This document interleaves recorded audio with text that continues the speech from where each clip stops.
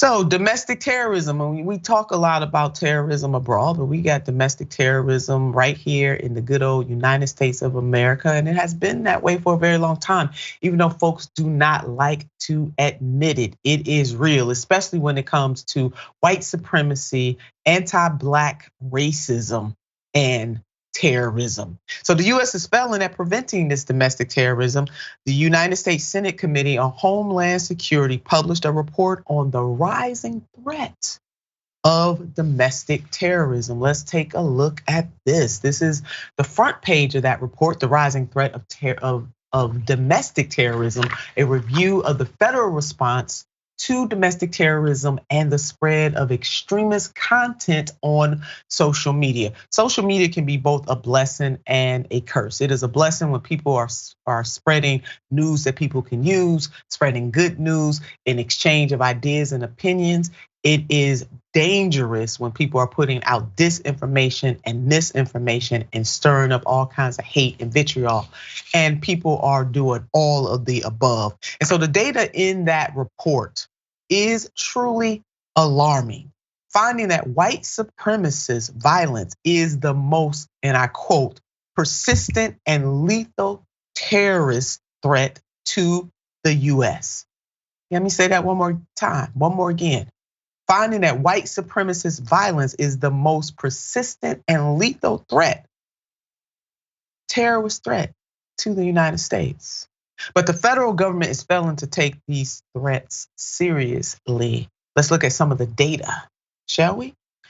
333 right-wing extremists related killings in the last 10 years. 73% of those at the hands of white supremacists. This is what the data said. Math is mathing here, to quote my dear friend. Ray, any thoughts about this so far? Yeah, I'll just say I have a lot of Muslim friends who have been harassed and called terrorists because they wear hijab or because they have brown skin or from the Middle East. And it's so not based in the reality of what terrorism looks like in the United States. I mean, it's blatantly racist, but it'd be much more accurate to like go up to a member of the KKK or the Proud Boys and call them terrorists, or call Tucker Carlson, a terrorist, because what they are spreading is actual terrorism. The actions that they partake in is actual terrorism, but instead you see this Islamophobic like idea of what terrorism is in the United States, based primarily off of propaganda campaigns that happened concurrently and after 9/11, and it's just not an accurate. It's not accurate to the data of what terrorism actually looks like in the United States. That's exactly right. And the federal government has continued to focus disproportionately on international terrorism or terrorists instead of focusing in on what is happening right here in the United States of America. We got our own terrorists here. So the report stated that despite this acknowledgement and multiple analysis, plans and national strategies across multiple administrations, this investigation found that the federal government has continued to allocate resources disproportionately aligned to international terrorist threats over domestic terrorist threats. Now, this is coming from their own report. Makes no sense to me, except for the fact maybe they don't care that most of those threats are against Black people. Maybe that might be it. I don't know. Probably the federal government is based on a whole racist premise that does not see Black lives in the same way that it sees other lives, and is more worried about other countries' violence, and what Ray just put out there, this whole propaganda campaign. Look, terrorists can be in any country, but to simply focus on one type of terrorist over another, meanwhile, in your own backyard, you got terrorists. That is a problem, and it is hypocrisy. So remember just earlier this year, let's put up this headline: Buffalo gunman pleads guilty in racist attack that left 10 dead. The man who shot 13 people at a supermarket in May faced multiple murder, domestic terrorism, and hate crimes. Are we all old enough to remember that? Most of those victims were African American. So the federal data shows a recent spike in assaults, threats, and incidents of bias. This stuff is real. And white supremacy is alive, and Black Americans are facing the worst of it. Anti-Semitism is raging as well, but when it comes to anti-Blackness, it seems to be a one-way street, and this must end.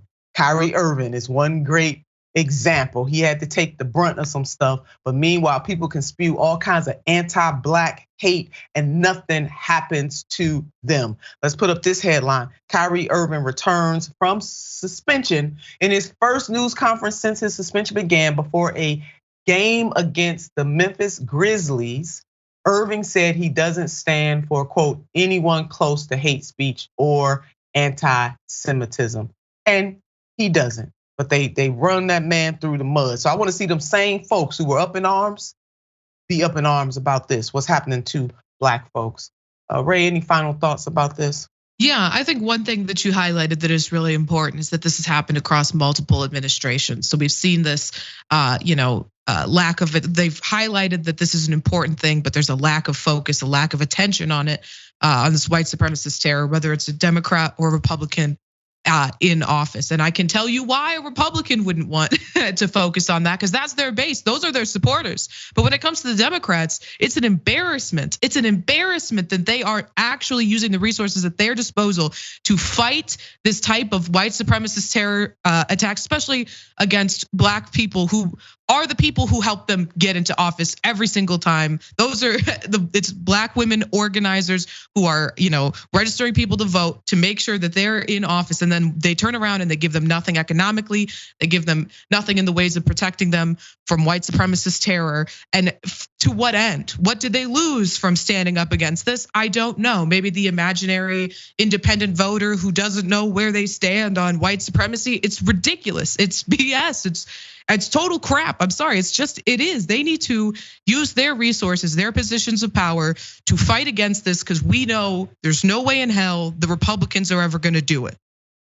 Yeah, Ray, and I wish there was some way in hell that they would, because everybody should be concerned.